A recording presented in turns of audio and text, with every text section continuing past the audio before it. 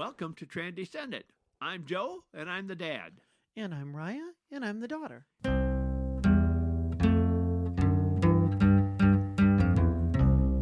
Okay, we are on the second half of part two, which is a little bit. It was a two-parter, but we decided to stretch this out because there is a lot to talk about.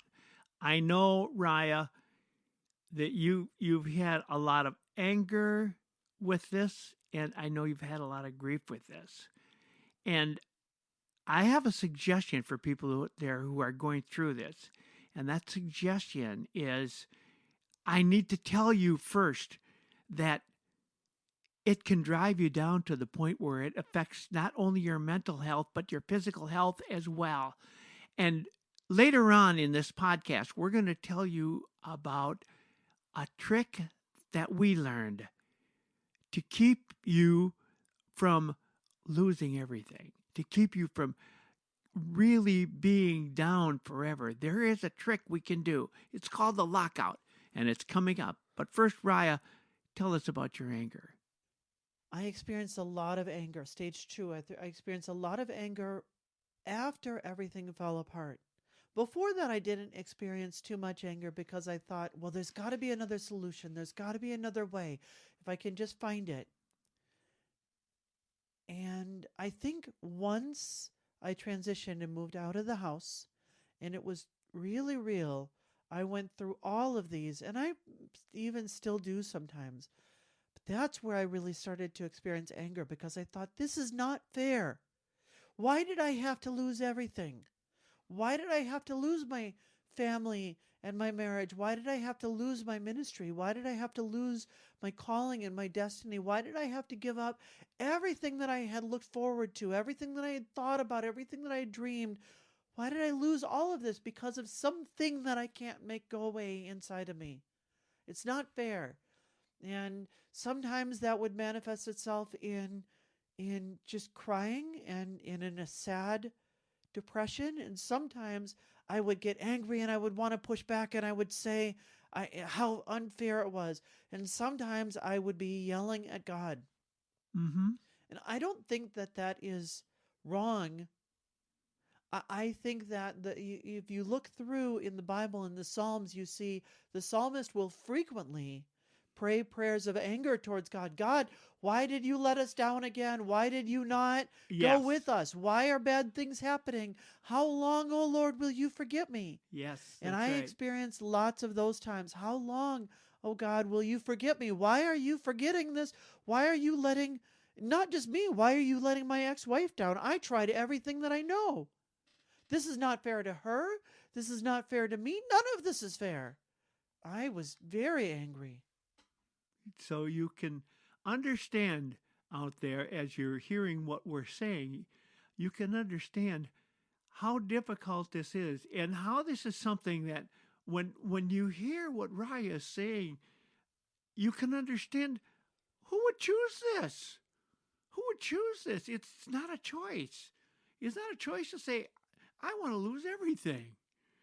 It just what doesn't make any sense. And that helps, I think, if you're on the other side, it helps to understand it's not a choice. It's not a choice. And that is where those of us who are on that side, those of us who are not the coming out, but have a relationship with the coming out person, it's our responsibility to understand and accept it because there's no negotiation. There's no convincing one way or another. There's no arguing back and forth. It'll only drive a bigger wedge. Mm-hmm. Eventually, you get through to that fifth stage, which is acceptance.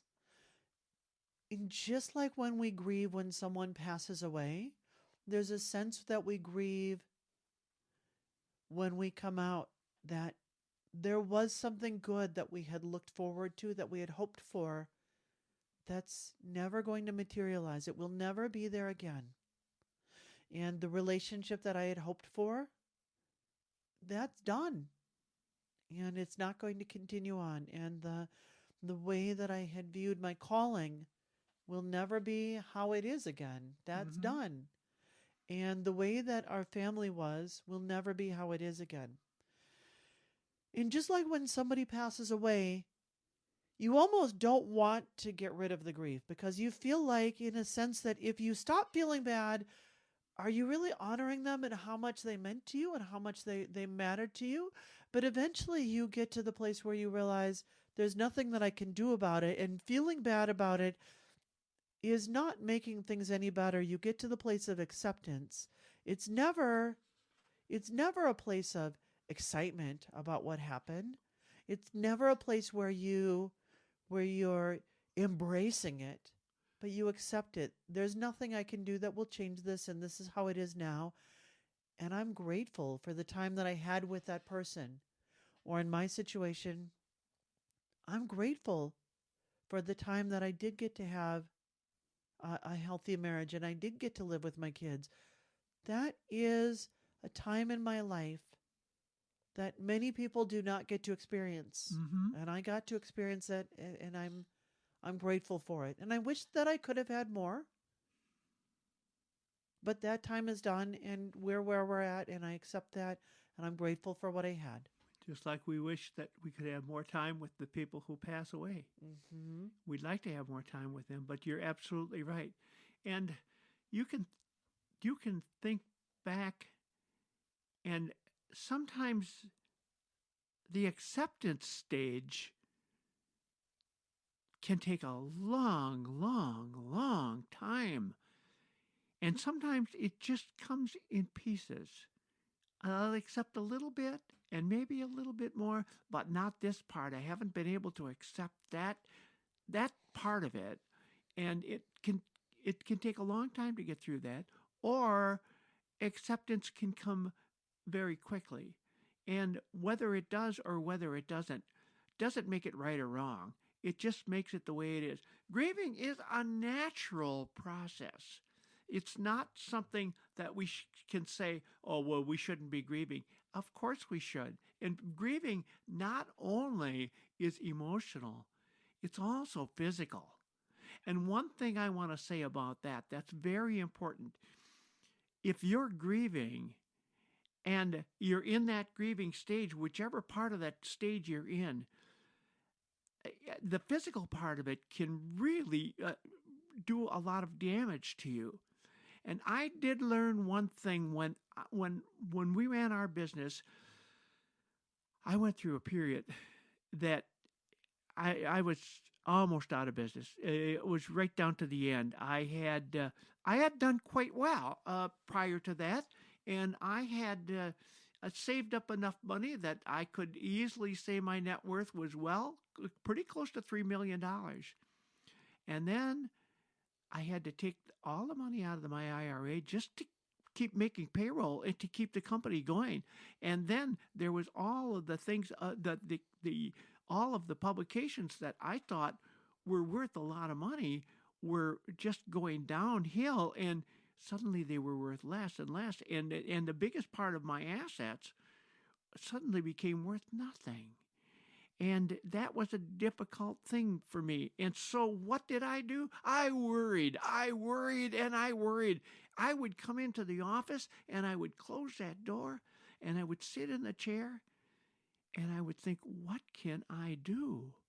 What can I possibly do? And I sat there and worried until one day I heard a podcast, and this guy talked about one thing he could do to worrying is a natural process, he said, and it's both mental and physical. And you can do this technique, which I'm going to share with you now because I did it and it worked. Set a time aside in your day to worry.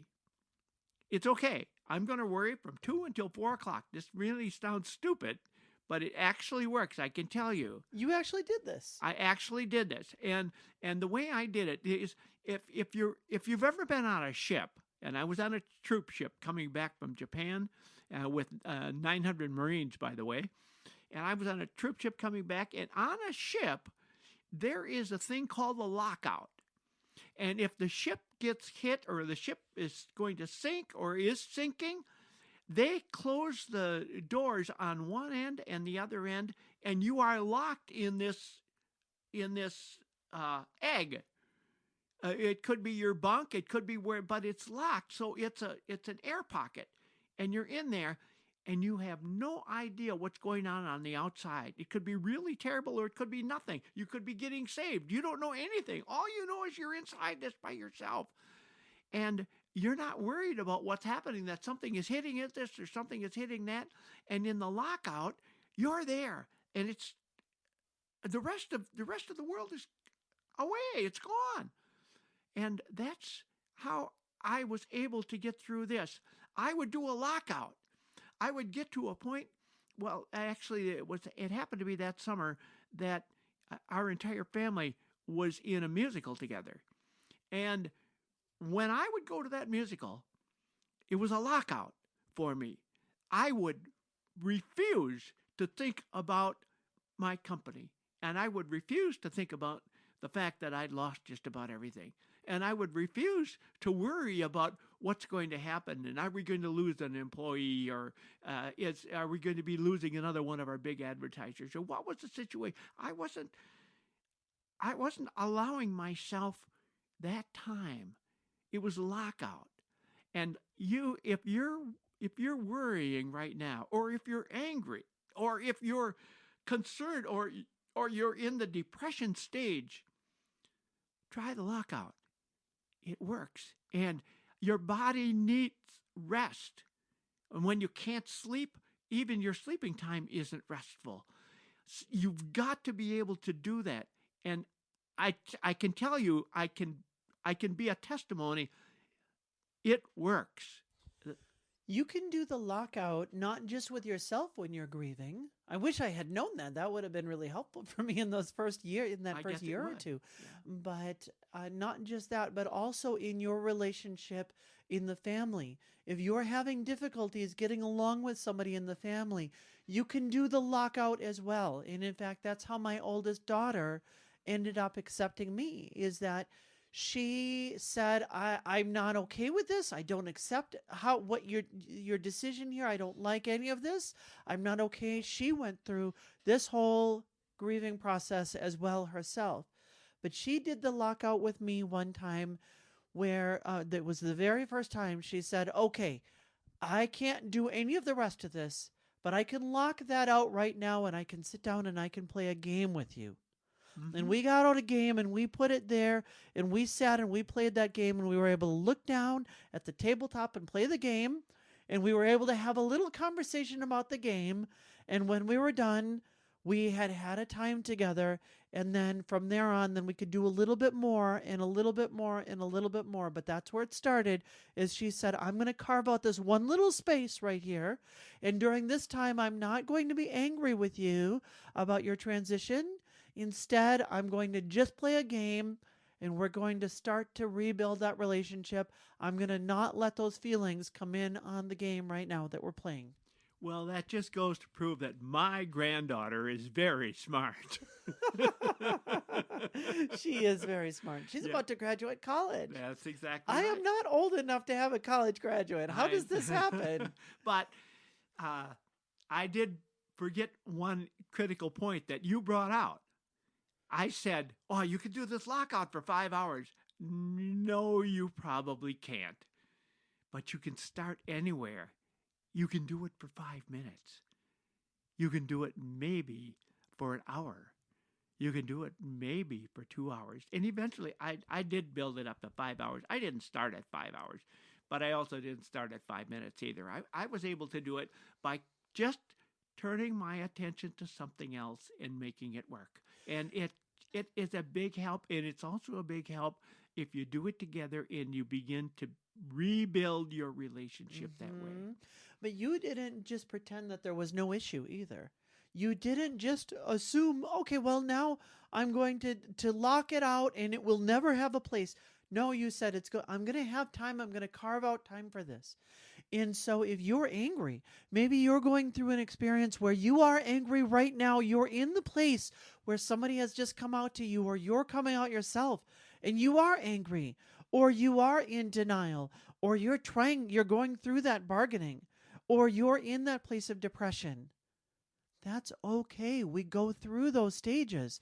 Carve out some space where you can have that, where you can experience those emotions because we need those emotions. If you just try to push them away and never experience them, then you're never going to get through to the fifth stage of acceptance. I That's why I chose a time to do it, knowing that when that was done, that I would I would go back to, I was allowing myself then to worry, to think about what am I going to do about this, what am I going to do about that. But there was just that time I just wouldn't allow it, and it helped me get through. That's good.